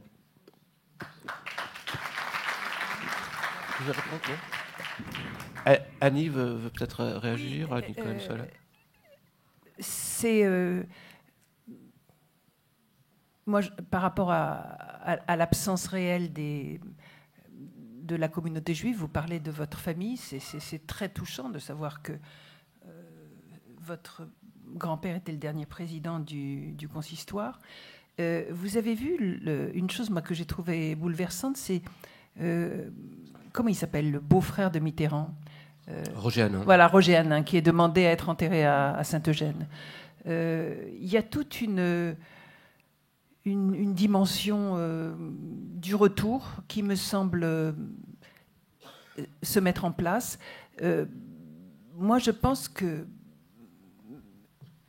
vous devriez réagir autrement par rapport à l'Algérie. Parce que vous dites, je ne suis pas invité. Vous dites, j'ai pas été invité. Vous dites, j'ai pas été invité. Je vais le dire plus simplement. Je peux le dire beaucoup plus franchement. Oui, l'Algérie demande pour elle ce qu'elle ne fait pas pour les autres. C'est-à-dire que toutes les critiques qu'on fait du monolithisme français et de l'histoire officielle française sont justes. On aimerait juste que l'Algérie fasse le millième du travail introspectif qu'on impose à la France depuis des décennies. Je sais, parce que c'est gouverné par d'anciens militaires français, que c'est les logiques des militaires de jamais se remettre en question. Mais le problème, c'est que l'Algérie, elle se raconte son histoire toute seule. Et on aimerait bien y participer aussi. Bon, mais Johan, il y a l'Algérie. Moi, je dis pas l'Algérie, je dis les Algériens. Et il y a 1000 sensibilités en Algérie. Et donc, qui sont pas représentés par les gens qui sont au pouvoir. Mais moi, j'ai quelque chose à vous proposer. J'ai un ami qui s'appelle Jérôme Tcharin, qui est un romancier américain et qui a fait pas mal de BD. Et j'ai écrit avec lui un texte. Je me demande si ça pourrait pas vous intéresser. C'est un texte sur la kahina. Oui, c'est notre reine à tous. Voilà. Mais il ne faut pas l'appeler comme ça parce qu'il paraît que c'est comme une insulte si on l'appelle comme ça. Il paraît que c'est pas ça. Non, pourquoi c'est une insulte? Parce que ça veut dire sorcière. Quoi? C'est pas comme ça qu'on dit. Ah. La kahina? Oui, j'ai eu le malheur de dire ça devant un ami berbère qui m'a engueulé. Il ne faut pas appeler comme ça. Le nom, c'est... Voilà. Dilia, c'est son vrai, voilà. Prénom. C'est ça qu'on m'a dit. Par contre, c'est vrai que Kahina, c'est péjoratif chez les Arabes. Voilà, c'est ce qu'on m'a dit. Parce que c'est sorcellerie, etc. Voilà, c'est ce qu'on m'a dit. Ah bon, je profite parce que je voulais poser une question. J'ai le micro, si vous permettez. Oui. Je veux déjà vous rassurer, Johan Sfar, les Arabes ne traduisent pas grand-chose. Si vous ne traduisent pas vos livres à vous, ils ne traduisent pas d'autres livres. Non, c'était pour le... Alors, je vais être beaucoup plus précis. C'était pour le dessin animé du Chat du Rabbin. Je vais être beaucoup plus précis. C'est pour qu'on ne croit pas que je lance des accusations absurdes. Le dessin animé du Chat du Rabbin a eu heureusement un grand succès. Et au marché du film de Cannes, on a vu défiler tous les acheteurs de tous les pays arabes qui nous ont dit, à titre personnel, j'adore ce dessin animé, vous comprendrez que je ne peux pas l'acheter. Voilà, donc comme ça, je ne peux pas être plus précis. On a fait un Chat du Rabbin en langue arabe parce que beaucoup de professeurs d'arabe déplorent que l'apprentissage de l'arabe se fasse trop souvent uniquement avec des textes sacrés et pas assez avec des textes profanes. C'est pourquoi on a fait un Chat du Rabbin en langue arabe. Il se vend exclusivement en France. Mais en langue arabe ou en langue algérienne? Et ça a été la question de la traduction. On a dû trouver un arabe dialectal, mais qui soit quand même lisible par tous. J'ai énormément de lecteurs dans le Maghreb et ça se passe très bien. Juste quand il est question de l'achat de droits de film, mettez Rabbin dans un film et dites-moi si un acheteur d'un pays arabe l'achète. La réponse c'est non. Et ils en sont eux-mêmes désolés. Ils venaient voir les trucs en disant vous comprendrez qu'on ne peut pas l'acheter. D'accord. Moi, donc la question que je voulais poser, c'est qu'effectivement, depuis 1962, avec l'échec des indépendances, particulièrement l'Algérie, on a plusieurs millions d'Algériens qui vivent aujourd'hui en France. On parle de 4-5 millions. Et je pense que le passé commun entre les Juifs d'Algérie et les Algériens pourrait peut-être revenir à l'honneur, parce qu'effectivement, il y a aujourd'hui cette crispation sociale, vous en avez parlé, ces identités qui sont en train de nous menacer, vous en avez parlé. Alors comment faire pour qu'on puisse donner l'exemple du vivre ensemble, qui est rejeté de plus en plus aujourd'hui dans une opinion publique travaillée, de manière à ce qu'on puisse montrer que le passé, qui a été quand même paisible pendant une longue période, puisque les Juifs d'Algérie, vous l'avez dit tout à l'heure en introduction, remontent à très très loin.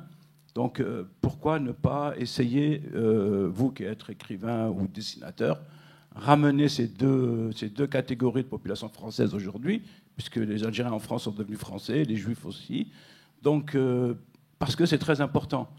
Surtout qu'aujourd'hui, il y a une vague qui veut vraiment faire croire que les musulmans, c'est des antisémites. On entend ça à la télé. Par exemple, si vous écoutez les émissions de Finkielkraut, je n'ai rien contre lui, mais très souvent, c'est anti-musulman.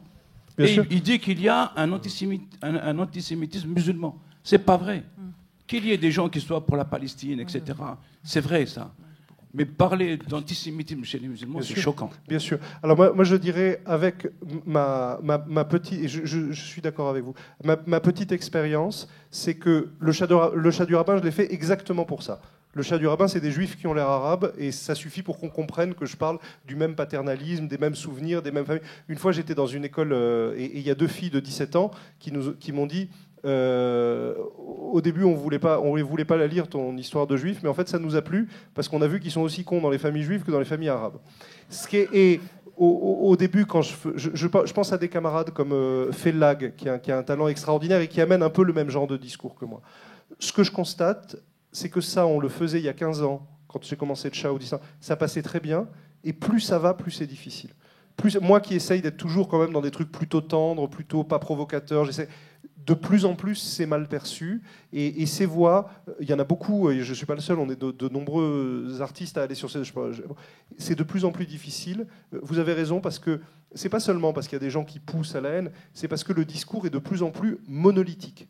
Tout le monde raconte la même chose. C'est assez... Et peut-être la réponse, c'est de créer des lieux comme il y a ce soir, pour parler un peu autrement, pour prendre un peu plus de temps. Et moi, je crois beaucoup au maillage. Je ne crois pas à la transmission monolithique. Et le rire, tant qu'on peut rire. Alors, à propos de lieux, moi, je vais vous parler d'un lieu à Paris. D'ailleurs, je trouve que le public ici est bien plus sympa qu'à Paris, honnêtement. Je reviens, c'est vrai, beaucoup plus cher. C'est vrai, merci. Hein, c'est vrai, je trouve. Un des lieux de maillage, c'est le musée de l'immigration. C'est là que je suis en train de préparer une exposition, Picasso, un étranger dans la cité. Et le président du musée de l'immigration est Benjamin Stora. Je sais que c'est quelqu'un qui vient souvent ici. Il a fait une histoire de l'Algérie avec Mohamed Arbi. Moi, je crois beaucoup à ces couplages-là. L'histoire de Benjamin Stora.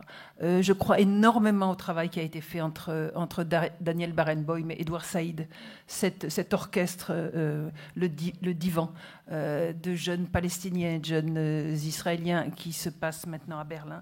Je crois beaucoup aux amitiés judéo-arabes. Je suis là-dedans. De la semaine prochaine, d'ailleurs ça a commencé hier, c'est la semaine arabe à l'École normale supérieure, avec tout, alors la cuisine, les gâteaux, la musique, etc. Et donc, je pense que peut-être que nous avons un devoir, nous, les Juifs algériens, d'être les pionniers de ces nouveaux noyaux, de ces nouveaux maillages, et de les mettre en œuvre dans cette société française, de les imposer. Moi, je dis souvent que l'étranger, l'exilé, l'émigré se heurte souvent, moi c'est une expérience que j'ai eue personnellement, aux institutions dans le pays d'accueil. Et ce que j'avais dit à ma conférence au Collège de France sur l'émigration, c'est que l'émigré ne se trouve pas que le pays d'accueil est un havre de paix merveilleux, mais que c'est un lieu où il a perdu tout sens de l'orientation et c'est un espèce de labyrinthe. Et souvent, on a énormément de mal avec les institutions. On comprend pas. On se sent jeté. Par contre, les étrangers, les émigrés, ils ont un génie pour inventer des stratégies dans les interstices de la société. Alors, vous avez trouvé un interstice, c'est ce que j'appelais tout à l'heure l'angle d'attaque. C'est à nous de trouver ces interstices, comme Picasso l'avait fait. C'est ça que je vais raconter dans mon prochain bouquin, mon exposition. Voilà, alors je vous invite en 2021 au Musée de l'Immigration. Bravo. Monsieur, juste là. Oui. C'est bon, vous m'entendez ?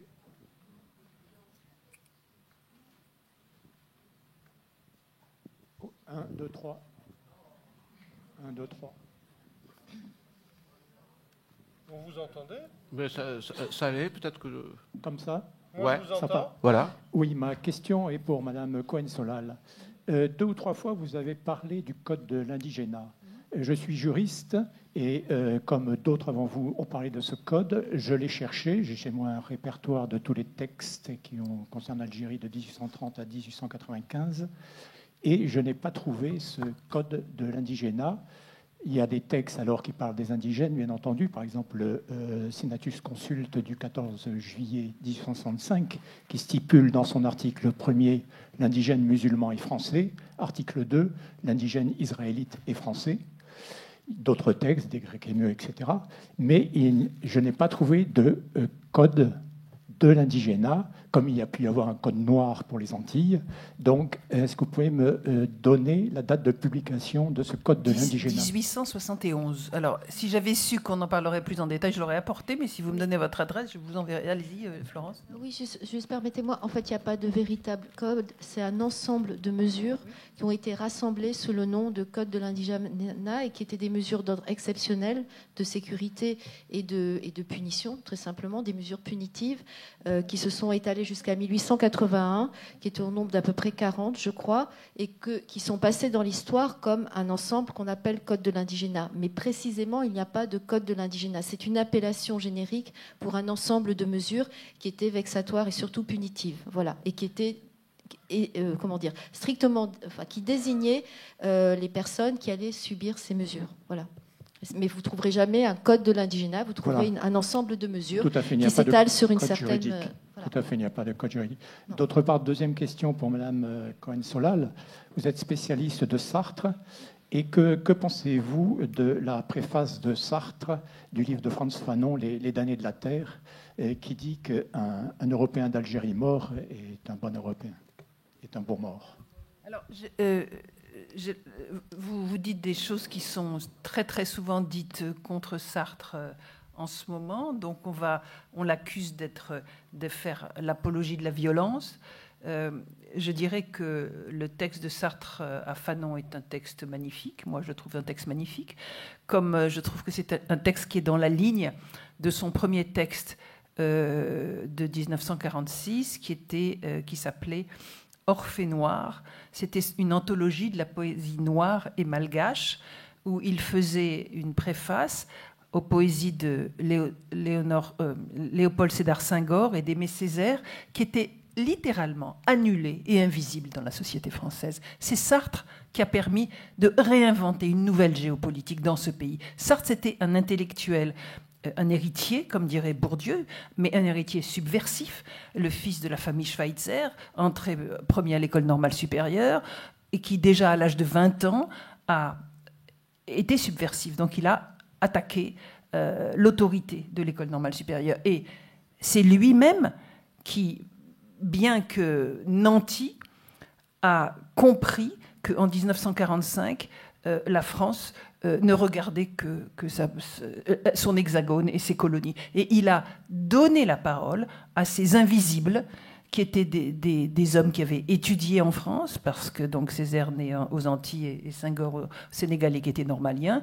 Et je trouve que le travail que Sartre a fait de donner la parole à ces personnes-là est absolument admirable. Voilà ma réponse. Merci. On va rester quand même dans le sujet d'aujourd'hui, même s'il y en a une grande spécialiste de Sartre. Et pour permettre aussi bien à Annie Cohen-Solal qu'à James Farr de rester au moins une petite demi-heure pour signer leurs livres ou leurs albums, on va prendre que deux questions. Oui. Madame. Oui. Si. Alors, c'est où? Pardon. Je suis là, pardon, plus haut. Plus haut. À gauche, là. Ça y est, c'est bon. Merci. Monsieur, et après madame ici. Alors, monsieur, madame. Merci. Alors, je vais m'adresser à Johan Sfar, pardon, excusez-moi. Je suis prof dans un lycée et je joue avec tout ce qui est musulman et juif avec mes élèves. Parce que, je suis d'origine algérienne, kabyle, donc c'est vrai que les berbères et kabyles, c'est les autochtones de la région, du Maghreb en général, avec les juifs, tribus berbères et tout. Et contrairement à ce que vous avez dit tout à l'heure, des civilisations musulmanes et arabes, ce n'est pas nouveau, ça existait. Et ça existait avant l'Empire ottoman, avant la France, etc. Donc, ce n'est pas une invasion nouvelle. Au contraire, c'est une civilisation. Après, on prend ça comme on veut. Et je sais que c'est devenu un petit peu à la mode parce que nous, il y a certains qui revendiquent un territoire kabyle maintenant. C'est le fameux MAC. On ne va pas s'étaler là-dessus. D'autant plus que c'est le sujet de notre prochaine rencontre, lundi prochain. Voilà. Mais moi, avec les jeunes, et j'ai eu la chance à un certain moment d'avoir trois élèves qui pratiquaient, le christianisme, qui allaient à l'église, une autre qui était musulmane et une juive aussi. Alors là, c'était pour moi un régal. Un régal parce que tout le monde se parlait, etc. On a fini une année à merveille. Et on a fini par se demander, est-ce que certains me disaient, mais monsieur, en fait, vous aimez les juifs? Je leur dis ni je les aime, ni je les déteste, comme je n'aime personne. D'ailleurs, je n'aime que moi-même. C'est très simple. Hein. Mais par contre, ce qui se passe, c'est que c'est vrai. Ce qui se passe, c'est que nos jeunes aujourd'hui, c'est qu'ils sont complètement perdus. Comme nous, on a été perdus aussi. Qui m'a dit qu'autrefois, il y avait des juifs chez moi? Peut-être je suis un dérivé d'un juif, j'en sais rien, moi. Finalement, non, j'ai pas de question. C'est juste pour dire que c'est pas tout à fait aussi facile pour les jeunes, parce que aller leur parler même de la décennie noire algérienne, mes élèves, je suis terrassé, qui me disent « Mais c'est tellement loin, monsieur !» C'est affreux. Et là, je reviens vers Annie Cohen-Solal et dire que c'est très important de parler de l'histoire, même si elle est monolithique, parce que tout simplement, il y a eu une colonisation qui était génocidaire, et la pire des colonisations sur Terre, qui était la colonisation française. Je suis franco-algérien et je suis fier d'être français aujourd'hui, mais je ne l'aurais jamais été fier si j'étais en 1954 ou 57 ou autre chose. Voilà. Donc, ça, c'est un travail qu'il faudra faire tous ensemble et réinventer tous notre histoire et essayer de s'accrocher à faire quelque chose de mieux pour qu'on vive ensemble, tous. Et je finirai par juste une conclusion. Un de mes élèves, il me dit « Mais monsieur, arrêtez de nous dire n'importe quoi. Les seuls qui réussissent ici, ce sont les juifs. D'ailleurs, regardez. » Je lui dis « Convertis-toi et arrête de me faire chier. » Merci beaucoup. Juste deux mots, vous avez raison, j'ai pas été assez précis, mais je suis pas spécialiste, d'autres en parleraient mieux que moi. Quand je parle d'arabisation de l'Algérie, je parle du moment où on a très récemment imposé la langue arabe à une population qui ne voulait pas la parler, et c'est encore en cours aujourd'hui, et je parle de la manipulation qui est en cours en Algérie depuis 20 ou 30 ans. Enfin, le GIA, il vient pas d'Algérie. Au début, ça faisait rire tout le monde, après il y a eu 200 000 morts. Et pourquoi j'en parle si souvent? Parce que ce qui a été en œuvre avec le GIA en Algérie, c'est la même chose que chez nous. C'est-à-dire qu'ils arrivent, ils commencent à payer des soupes populaires, des écoles, ils s'occupent des pauvres, ils les aident, et après ils font venir quelque chose. Et vous avez vu Arte, il y a quelques jours, où ils ont raconté la Belgique et son pétrole. Moi, je ne savais pas cette histoire-là. Il paraît qu'elle est officielle. Le patron d'Arabie Saoudite, je ne sais pas son nom à l'époque, est allé voir le roi de Belgique et lui a dit « On te fait 25% de réduction sur ton pétrole si tu acceptes de nommer imam de la grande mosquée de Bruxelles un salafiste qui vient d'Arabie Saoudite et pas un imam maghrébin comme il y a toujours eu. » Pourquoi je parle si souvent de l'Algérie et de ce qu'elle a subi récemment? Parce que je considère que les pays du Maghreb vivent exactement la même déstabilisation que nous face je ne sais pas comment ça s'appelle, à l'extrémisme religieux. Pour le reste, sur les horreurs de la colonisation... Oui, pardon.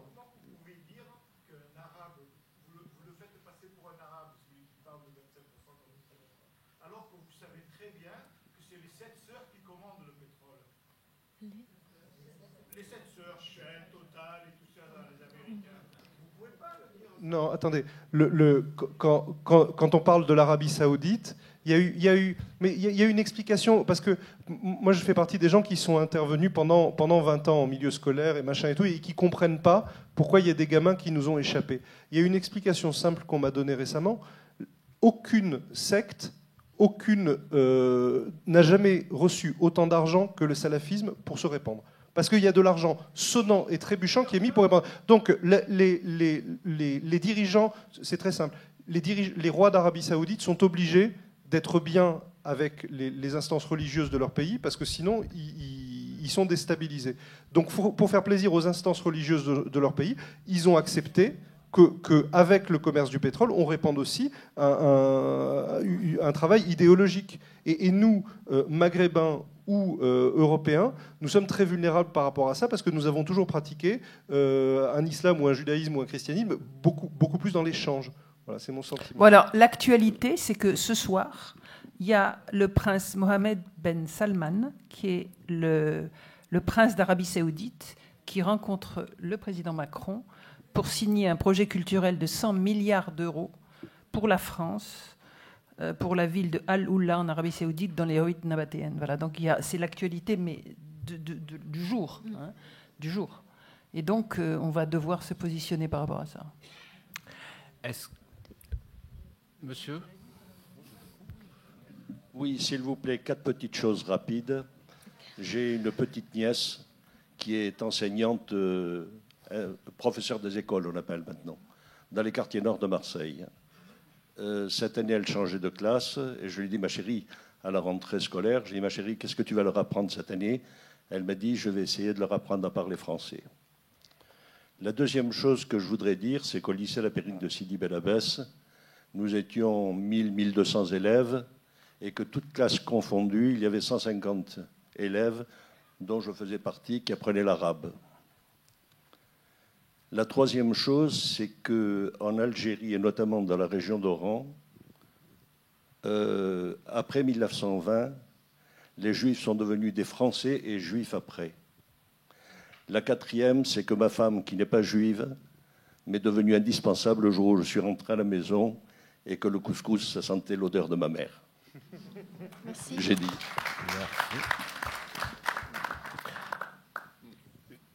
Merci, monsieur. Madame, je vous fais attendre depuis tout à l'heure. On va faire un peu la parité, madame. Et après, non, bien... Merci, je suis la seule femme qui peut réagir, n'est-ce pas? Merci beaucoup à vous. Voilà. Alors, je vais d'abord donner une information à ce monsieur qui vient de parler, parce que j'ai une amie qui s'appelle Mireille Nicolas, qui est de Sidi Bel Abbès et qui a grandi dans l'école Ibn Khaldoun. Elle a publié un livre de toutes les lettres échangées entre sa famille et elle-même quand elle est allée à Aix. Et en ce moment, elle va partir là-bas, parce qu'en Algérie, en ce moment, il y a pas mal de gens qui ont soif de connaître leurs racines, de se réapproprier leur mémoire. Et donc, elle est invitée à l'école Ibn Khaldoun de Sidi Bel Abbès pour faire une conférence. Et vraiment, je m'en réjouis. Voilà. Moi, je voulais parler à Madame Cohen-Solal. Tout à l'heure, vous avez parlé des gens qui arrivent dans un pays étranger, de quelle façon ils sont accueillis, etc. Et je voulais donner mon témoignage personnel qui est assez particulier, puisque à 21 ans, je suis arrivée en Algérie partant d'une famille protestante de la Drôme, donc quelque chose de ouvert vers les Juifs. Les Juifs étaient une entité carrément au-dessus de nous. C'était extraordinaire, le peuple juif. C'est celui qui nous guidait, n'est-ce pas? Je suis partie avec ces idées en Algérie. Et quand je suis arrivée là-bas, eh bien, j'ai trouvé des gens extrêmement accueillants. J'ai vécu dans un temps dans une villa où c'était 2 femmes kabyles qui organisaient l'accueil, etc. Et je suis restée 7 ans là-bas. Et comme je suis arrivée par la CIMAD, on m'a tout de suite dit « il faut apprendre l'arabe ». J'ai appris l'arabe avec enthousiasme. Je suis allée tout de suite dans un cours déjà avancé. Enfin, voilà, je ne vais pas tout vous raconter, mais pour moi, je dis souvent, je suis née à Alger. C'est pas vrai. Je suis née dans la Drôme. Mais c'est très, très beau ce que vous racontez. Vous connaissez le livre de Patrick Cabanel qui s'appelle « Les affinités électives ». C'est un livre sur la relation privilégiée des protestants et des juifs en France. 2 minorités qui se solidaires, vous voyez. Et ça ne m'étonne pas, tout ce que vous dites, la CIMAD, voilà. C'est magnifique. Donc là-bas, je me suis trouvée vraiment... j'étais d'une famille très nombreuse, il faut le dire, hein, campagnarde. Et là-bas, j'ai été accueillie dans Alger par des familles nombreuses, mais qui m'ont aimée comme je ne pouvais pas me sentir aimée de la même façon dans ma propre famille. Si bien que depuis l'époque de cette famille, j'ai toujours les mêmes liens très affectueux. Une fille que j'ai connue à 7 ans là-bas, je la suis maintenant, elle est à la retraite et je l'appelle ma petite sœur, etc. On se suit régulièrement. Si je fais une fête dans ma famille nombreuse, n'est-ce pas? Eh bien, elle fait partie de ça. Mais c'est ce que je veux vous dire, c'est quand je suis rentrée en France, parce que ça devenait un petit peu dur en Algérie. Eh bien, lorsque je suis rentrée, j'ai mis 10 ans à me remettre de mon exil. Parce que moi-même, j'étais devenue une exilée en France. Oui, mais c'est très très beau ce que vous dites, madame. J'aimerais qu'on termine par ça, Théophile. Parce que ce que vous racontez, c'est les sphères d'appartenance. C'est exactement ça, c'est ces sphères d'appartenance. Et c'est pour ça que ce que je tentais de dire tout à l'heure par rapport à cette France, pays catholique, qui ne regarde pas ces traumatismes de la mémoire collective, vous devriez lire un livre qui vient de sortir en folio chez Gallimard, en folio histoire, par Philippe Joutard, sur la révocation de l'édit de Nantes. La révocation de l'édit de Nantes par Louis XIV, c'est ça qui a fait que la France est un pays intolérant. Intolérant aux multiples cultures, intolérant à ce que nous sommes, C'est ça ce que vous venez d'expliciter, c'est très très beau. Merci. Et je peux dire à Monsieur Sfar qu'il y a une chose qui m'a marquée, c'est que je suis partie en tant que protestante avec ce verset que j'avais en tête. Je suis le chemin, la vérité et la vie. Je suis arrivée en Algérie et j'ai trouvé que, ma foi, il valait mieux que j'évite d'y penser. Et puis là-bas, j'ai rencontré le communisme. Vous voyez ? Mais un communisme qui n'arrivait rien à voir avec M. Georges Marchais. C'était encore beaucoup plus radical. Vous voyez ? Et c'est des moines catholiques qui me l'ont fait connaître. Vous voyez ? Incroyable. Monsieur, oui, alors ça va être la dernière question, monsieur. Merci pour cet honneur. J'aimerais bien vous poser une question par rapport au concert qu'on a eu la chance d'écouter avant cette conférence. Est-ce qu'il s'agit d'une musique juive algérienne ? Elle m'a fait penser à la musique de Matoub Lounès, dont on commémorera l'assassinat, le 20e anniversaire de l'assassinat dans quelques mois. Et donc cette question sur la musique m'amène aussi à une question un peu plus politique, à savoir si il y a un lien entre cette question kabyle, cette identité kabyle, berbère, et cette identité juive algérienne. Annie, alors, non. Très simplement, peut-être, si quelqu'un de la Cité de la Musique était encore parmi nous, il pourrait répondre plus précisément. Je pense qu'effectivement, c'est plus de l'ordre d'un... Ah, il y a quelqu'un ? Ah, très bien. Donc, je pense que c'est parfait. Il a donné une réponse précise. Oui. Par rapport à la musique, c'est du shahabi, c'est de l'adjérois typique. Ça se chante qu'en Algérie. C'est pas le shahabi marocain. Je peux en parler parce que tout simplement... Moi, pour un petit peu parler de ce genre musical, je fais passer aussi à mes élèves le fameux film El Gusto. El Gusto, que tout le monde devrait revoir, où juifs et musulmans chantaient en arabe. Et certains, on les retrouve à Paris et on leur a demandé, puisque c'est la guerre d'Algérie, il faut arrêter de chanter en arabe. Donc, ils ont pris leurs valises et ils sont partis. Et 50 ans après, cette fameuse fille... je ne sais plus dans quel du Canada. Safina Bouzbia. Voilà, a fait un formidable film. Et moi, chaque année, dès le 10 septembre, je montre à mes élèves et je me régale. Et pour le dernier album du Chat du Rabbin, Johannes Farr a tenu justement à montrer son film. Ouais. Ce film pour... Oui. Le genre, c'est un dérivé de l'arabo-andalou. Qui vient d'Andalousie. Et on revient à l'histoire.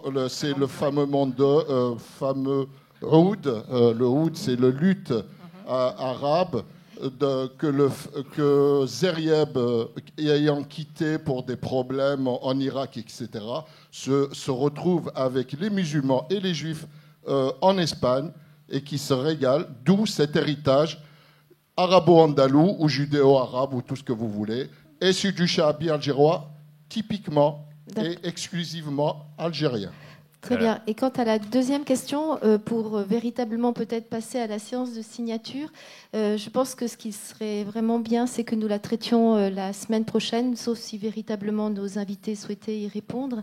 Je crois que maintenant, nous allons vous inviter à rejoindre la sortie pour retrouver nos invités. En vous remerciant bien sûr d'être venus nombreux. Merci. Vivement. Merci Johannes Farr et merci Annie Cohen-Solal. Merci beaucoup. Et très bonne soirée, à la semaine prochaine.